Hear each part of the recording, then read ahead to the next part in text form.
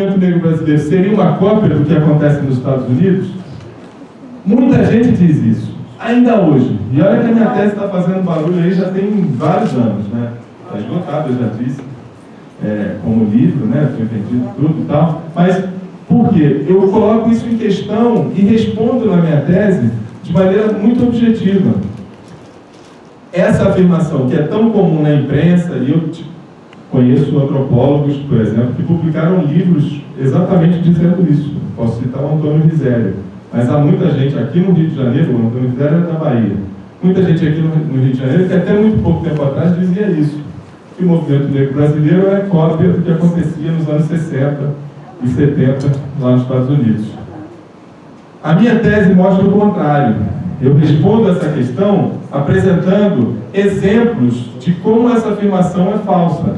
Por exemplo, ainda no início do século XX, eu estou falando ali de final dos anos 20, final dos anos 1920, eu consegui identificar, através da minha pesquisa para o doutorado, um intercâmbio estabelecido entre aquele jornal que eu já falei muito, o Clarim da Alvorada, e o maior jornal da imprensa negra nos Estados Unidos. O Chicago Defender foi criado em 1905, na cidade de Chicago, pelo Robert Abbott, que é um editor negro, que veio do Sul, conseguiu fazer a vida em Chicago, que é mais ao norte, nos Estados Unidos, se torna um homem bem-sucedido, consegue ganhar muito dinheiro e cria esse jornal em 1905.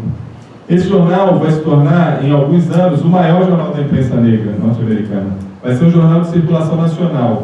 Ele saía todo dia, tinha uma edição diária que circulava só na cidade de Chicago, que já era uma grande cidade, e tinha uma edição semanal, que saía aos sábados, e que era nacional, circulava pelo país todo, pelos Estados Unidos como um todo. E nesse intercâmbio, o Chicago Defender mandava seus jornais para o Correia Leite, e o Correia Leite mandava notícias do Brasil através do Clarim da Alvorada lá para o Chicago Defender. Isso se desenvolve porque o Robert Abbott veio ao Brasil em 1923, conheceu as lutas que aconteciam aqui, inclusive uma específica que eu desenvolvo melhor na tese, que foi a luta pela criação do busto da Mãe Negra, em homenagem à Mãe Negra em São Paulo, que se fazia no início dos anos 20. Demorou muito para que esse busto fosse construído. Só o Jânio Quadros, quando foi prefeito, na década de 50, que cria esse busto e tem lá uma homenagem hoje, se eu não me engano, agora eu esqueci onde fica, mas é no centro de São Paulo. Ele cria um concurso só nos anos 50. Mas havia a reivindicação da população negra por essa homenagem, que era feita sempre no dia 28 de setembro. Vocês sabem o que acontece no dia 28 de setembro, em 1871? É demais, né? O negócio de professor de história com data, aí é difícil. É o dia da Lei do Ventre Livre, que antecede a abolição. Então, a Lei do Ventre Livre para a população negra naquele período foi muito importante. Embora a gente saiba que a efetividade foi muito pequena, mas a existência da Lei do Ventre Livre foi vista como uma conquista importante da luta abolicionista, em 1871. Então, no dia 28 de setembro, era celebrada a Mãe Negra. E aí havia toda uma movimentação. O Robert Abbott fica sabendo dessa movimentação, mantém contato principalmente com um padre, que era aqui do Rio de Janeiro, chamado Olímpio, um homem negro, que era muito militante, e que manda notícias para o Robert Abbott, que sempre mandava cartas e tal, perguntando sobre esse monumento, vai construir ou não vai, como é que está a luta aí e tal.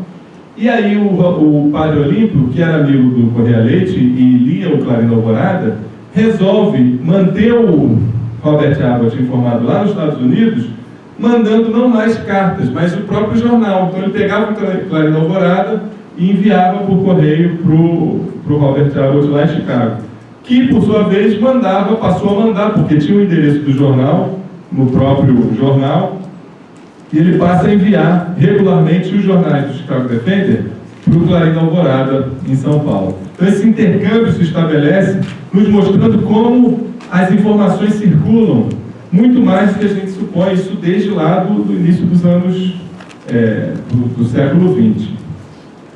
E nesse jornal, o Chicago Defender, que era esse grande jornal, maior da imprensa negra lá nos Estados Unidos, fazendo pesquisa nos arquivos desse jornal, para minha tese de doutorado, eu tive oportunidade, porque na época do governo Lula a gente ganhava bolsa para fazer doutorado de sanduíche fora do Brasil, então fiz em 2007 o doutorado de sanduíche lá nos Estados Unidos.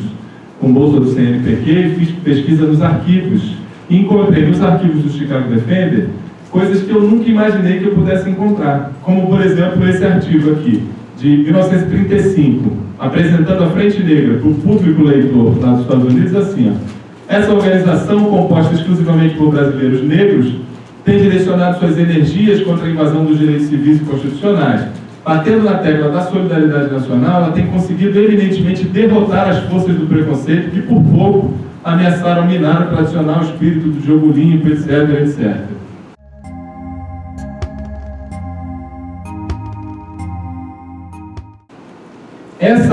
O texto dessa reportagem continuava dessa mesma reportagem falando assim, ó, a Frente Negra é hoje a organização mais poderosa em todo o Brasil, exercendo uma influência política que mantém afastado todos aqueles que poderiam negar as garantias específicas da Constituição Nacional. A gente sabe que isso não é verdade, não era a mais poderosa, mas na luta política que ele vivia lá nos Estados Unidos, onde não havia, por condições políticas de se criar, por exemplo, uma Frente Negra como essa, havia uma segregação explícita, né? Havia a lei do Jim Crow, havia uma dificuldade imensa, uma segregação evidente, principalmente no Sul, mas também no Norte. Ele via a Frente Negra como uma coisa fantástica, que inspirava a própria possibilidade de construir coisas semelhantes aqui, lá nos Estados Unidos. Então a Frente Negra era uma verdadeira fonte de inspiração, um exemplo a ser seguido na perspectiva do Chicago Defender.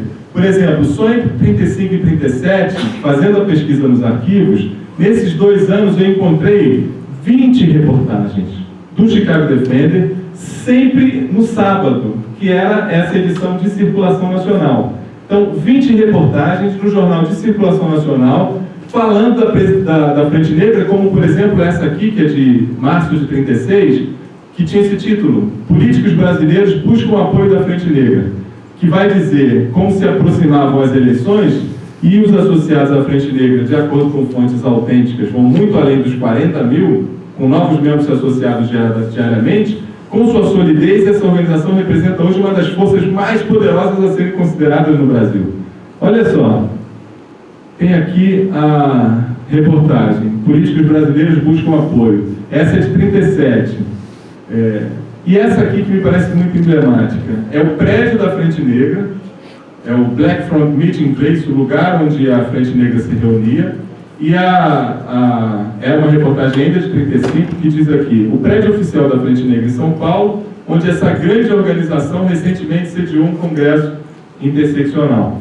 Mas essa aqui é que mais me chama a atenção. Quando eu achei essa reportagem, eu fiquei realmente muito feliz, assim, de ter achado uma coisa que eu não imaginava que pudesse achar. Eu já vinha encontrando reportagens falando da Frente Negra, da importância da Frente Negra, mas essa matéria, vocês observem, que é a headline, né, que é a manchete. Aqui é o Chicago Defender, jornal de circulação nacional, com 24 páginas, era um jornal bem grande, publicado no iniciozinho, 11 de janeiro de 36. E o que diz esse título? Só para contextualizar. Historicamente, nos Estados Unidos, hoje a gente fala muito em black people, black movement, black power, black is beautiful. Isso é uma característica dos anos 60. Até mais ou menos os anos 50, para se referir à população negra, se usava muito negro, que é negro, se usava muito people of color, ou men of color, homem de cor, como se dizia aqui no Brasil no século XIX, homem da raça, porque essa ideia de quem tinha raça eram os negros, porque o branco é o universal, o branco não tem raça, o branco não tem cor, o branco é o homem.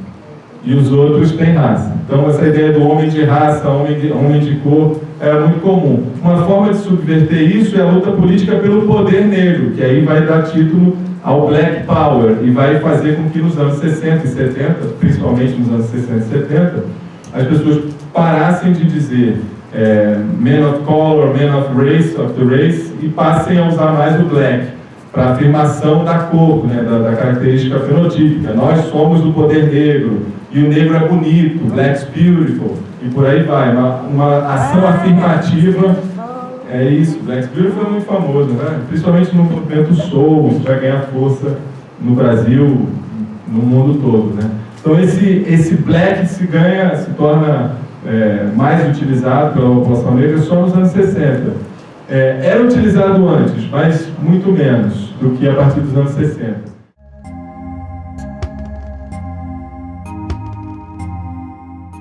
E aqui o que está dizendo essa matéria? Grupo de negros americanos segue exemplo do Brasil. Segue exemplo do Brasil. Vou falar de novo. Segue exemplo do Brasil. Não é muito interessante? No maior jornal da imprensa negra brasileira, e apresenta os planos da Frente Negra Norte-Americana para o ano de 36.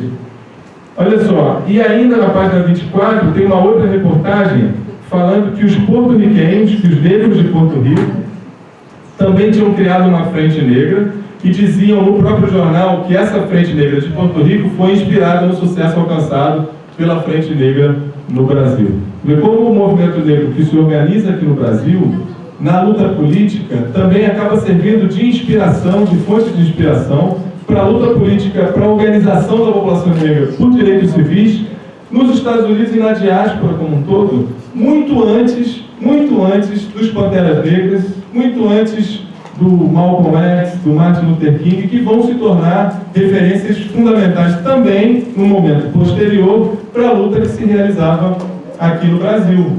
Todo mundo conhece o Martin Luther King, todo mundo conhece o Malcolm X, e a sua atuação emblemática nos anos 60, fundamentalmente, vão ser também referências para a luta que vai se constituir aqui no Brasil, em meio à ditadura militar, a ditadura civil-militar que existia aqui desde o ano de 1964. Então, há uma circulação de referenciais, e essa é a minha tese. É uma circulação de referenciais na luta contra o racismo, historicamente na diáspora. Então, o Brasil já recebeu muita influência dos Estados Unidos? Sim, recebeu muito. Malcolm X, Black Panther, Luther King e tantas outras coisas que aconteceram nos Estados Unidos, que influenciaram o movimento negro aqui no Brasil, principalmente nos anos 60, 70. Mas o Brasil também já forneceu referenciais e inspiração para a luta contra o racismo, seja nos Estados Unidos, seja em outros lugares da diáspora, como em Porto Rico. Durante a pesquisa eu encontrei também menções super positivas, assim, inspiradoras sobre a Frente Negra em jornais de Angola, em jornais de Moçambique. Ou seja, era uma força política no Brasil e, ao mesmo tempo, era uma organização que inspirava a luta por direitos civis e sociais da população negra na diáspora, inclusive na própria África, a partir desses jornais lá de Angola e de Moçambique. Na verdade, essas referências eu encontrei numa dissertação de mestrado de um aluno que eu participei da banca, muito bacana, do Rael, lá da UF, e aí ele encontra esses jornais de Moçambique e de Angola mencionando, apresentando a Frente Negra de maneira muito positiva, como uma inspiração. Então isso me parece muito importante de dizer, né, que, na verdade, aquela pergunta que eu fiz lá atrás, o movimento negro brasileiro seria uma cópia em menores proporções do que acontece nos Estados Unidos? De forma alguma, né? O que, a meu ver, e é isso que eu defendo na tese, e já disse e vou dizer mais uma vez, é a circulação de referenciais na luta contra o racismo na diáspora, que influencia, que inspira a produção de diversas estratégias, diversas formas de luta que vão acontecer na diáspora como um todo. E nesse processo de circulação de referenciais, o Brasil também produziu, o movimento negro brasileiro também produziu e inspirou outras ações, outras estratégias criadas pelo mundo afora, inclusive nesse grande lugar de poder que é os Estados Unidos. Hoje é uma potência econômica, militar.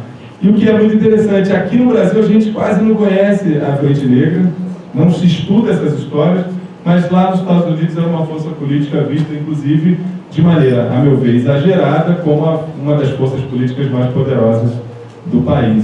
Vocês verem como a gente precisa estudar a história, como a história é tão importante. Hoje de manhã eu recebi a mensagem de um amigo de infância, lá da comunidade onde eu fui criado, me dizendo que a gente tem que parar com esse negócio porque no Brasil nunca houve ditadura. Como a gente precisa estudar a história, não é? Mais do que nunca, porque não está fácil, não está fácil. E essa é a matéria falando lá dos porto-riquenhos que organizaram essa Frente Negra militante. Então a gente recebeu influências no Brasil, muitas influências. Por exemplo, o movimento da negritude, negritude em francês, né, que se desenvolve no início do século XX, o panafricanismo, que ainda é do final do século XIX. Você tem as lutas por independência nos países africanos, textos de revolucionários negros africanos, como o Fanon, Amílcar Cabral, Agostinho Neto, Samora Machel, entre outros, circulavam aqui no Brasil com muita força. E eu sou um exemplo disso.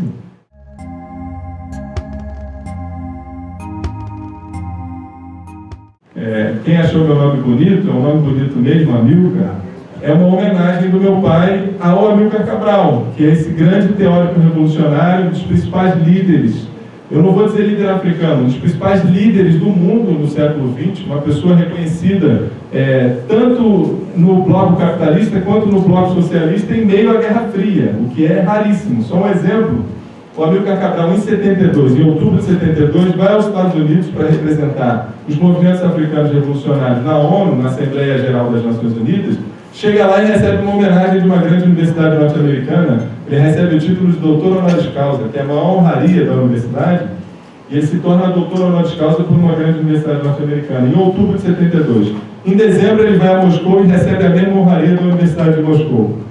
Ou seja, em meio à Guerra Fria, ele, eu não conheço outro caso como esse, é nomeado doutor honoris causa, recebe essa honra máxima da universidade nos Estados Unidos e na União Soviética, em meio à bipolaridade. Então, esse grande líder internacional da Guiné-Bissau, pai da nacionalidade cabo-verdiana e na Guiné-Bissau, segundo muitos, era uma liderança muito forte, que é assassinada em janeiro de 73. E aí o meu pai era um grande admirador do Amílcar Cabral, lia muito as coisas do Amílcar Cabral, e me dá essa responsabilidade, quando eu nasci, prestando essa homenagem e me tornando, tendo essa responsabilidade de ser também Amílcar. O que não é fácil, mas eu estou na luta aí tentando não vacilar, Então, você encontra na internet os PDFs. Eu recomendo muito fortemente que vocês leiam Unidade e Luta. Unidade e Luta, do Amílcar Cabral.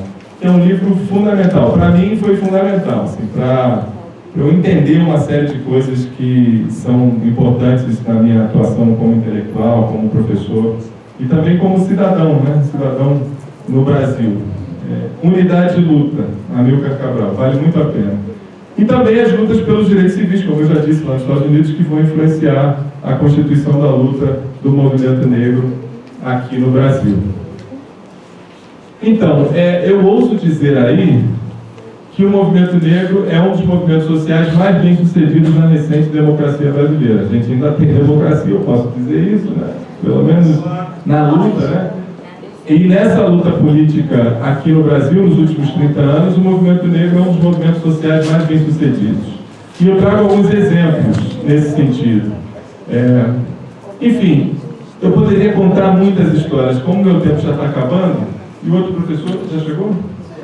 Então, beleza, então eu vou liberar o microfone para o nosso amigo. Eu vou, infelizmente, como eu já disse, ter que me ausentar, mas esse é um dos cartazes mais emblemáticos, a meu ver.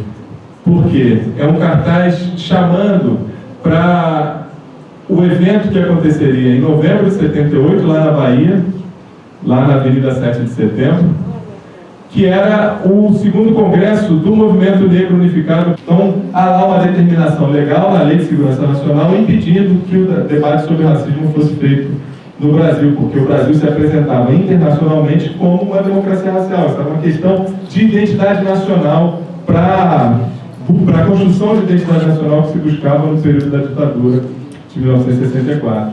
Então, essa questão é uma questão muito sensível, muito importante, e o movimento negro já denunciava que essa democracia racial não existia no Brasil, que a gente precisava construir uma autêntica democracia racial, uma verdadeira democracia racial. E para que isso fosse possível, uma das coisas que o movimento negro buscava naquele momento era exatamente isso aqui, Está escrito na Carta de Princípios do Movimento Negro Unificado de 1978, que é isso aqui, pela reavaliação do papel do negro na história do Brasil. Não há, na perspectiva do movimento negro e de muitos autores, inclusive franceses, como Jacques Legoff, que é um historiador muito conhecido, ele vai dizer que não há identidade social construída sem memória. A memória e a história, que se complementam, que se articulam, são fundamentais para a construção das identidades. E não há uma atuação cidadã, de fato, participação no jogo político, interessado, sem uma identidade produzida positivamente sobre si próprio e sobre os seus. Então, enquanto não houver uma reavaliação do papel da população negra na formação da sociedade brasileira, as memórias das lutas, das formas de resistência, as histórias da população negra, da experiência de ser negro no Brasil, enquanto isso não chegar, de fato, no ensino, na educação como um todo, dificilmente a gente vai possibilitar a construção de identidades positivas. E sem identidades positivas, numa luta política, numa cidadania, de fato, numa sociedade plural e desigual como a brasileira.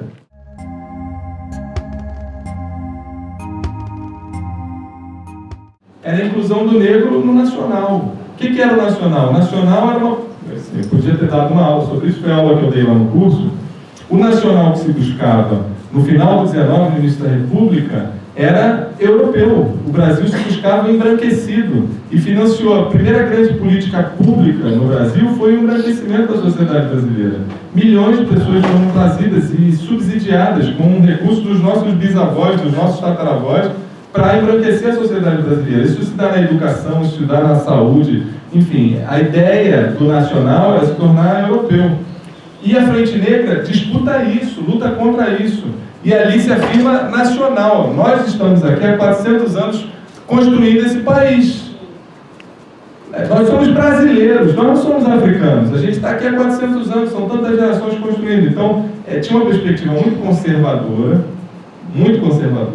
e muito nacionalista, se afirmando como brasileira, no sentido de disputar essa ideia de nação que se constituía em meio a uma perspectiva que tinha as teorias raciais europeias e estadunidenses como fundamentais, que informavam essas elites brasileiras de que a população negra seria inferior. E aí buscava-se o apagamento. Havia teorias de grandes cientistas que diziam que em 2012 o Brasil seria europeu, seria branco. Então é nesse contexto que se cria uma frente negra brasileira, nacionalista e tal. Eles nunca foram panafricanistas, nunca tiveram essa perspectiva. Não conheço bem a Frente Favela Brasil, então é difícil fazer essa ponte. Mas eu quis dizer eu não sei como seria, outra perspectiva. Como seria um Partido Negro brasileiro hoje, eu realmente não sei. Eu não trabalho com si, eu não trabalho com elucubrações que fujam às fontes. Essa é a minha prerrogativa como cientista, né? A ciência que eu faço, ela busca evidências materializadas no passado para a construção de interpretações sobre o que foi a história. Na busca dessas evidências, você encontra uma série de documentações. Eu posso te dar, inclusive, uma indicação bibliográfica, se você quiser conhecer esse processo. Um dos livros mais bacanas que eu conheço, eu não vou indicar minha tese não, viu? Você pode pegar o G.R. Dávila, o Diploma de Brancura, que é um livro clássico que trata desse processo de embranquecimento cultural que é buscado como política pública no Brasil. A gente olha para a história para pensar, inclusive, em possibilidades de lidar com o presente e buscar um futuro melhor. Então, a gente precisa conhecer os processos históricos com seriedade. Assim, isso é muito importante, eu tenho falado isso o tempo todo para os meus alunos. A gente precisa analisar as fontes, interpretar as fontes com seriedade, com qualidade, com atenção à teoria, à metodologia científica que nós aprendemos no curso de História. Todo mundo que é formado em História aqui sabe bem o que eu estou dizendo. Para a gente não criar ilações, para a gente não criar... A gente tem seriedade e compromisso com a verdade. E é isso, a partir desses processos históricos que a gente analisa, se debruçando sobre as fontes. Então, esses diálogos com a história, da importância da história, das memórias, né, das histórias, para que essa nova força política que se constitui no âmbito do espaço de poder, que é o espaço de produção de conhecimento no Brasil, esses coletivos negros se fortaleçam conhecendo essa história e projetando possibilidades de ação, estratégias, para possibilidades como a que você menciona. Até mesmo conhecendo novos autores, autores negros. Exatamente. E se fortalecendo para encarar não só uma luta política evidente, mas também a produção de conhecimento com qualidade, com seriedade, com compromisso com a verdade, com compromisso político, com o que se aprende aqui na universidade, que é a ciência. Então, isso é muito importante para qualificar a luta que a gente precisa realizar na sociedade. A gente precisa produzir conhecimento de qualidade para disputar espaços que são muito importantes, não só na educação, mas na sociedade como um todo. Não dá para a gente ficar por aí ouvindo que não houve ditadura.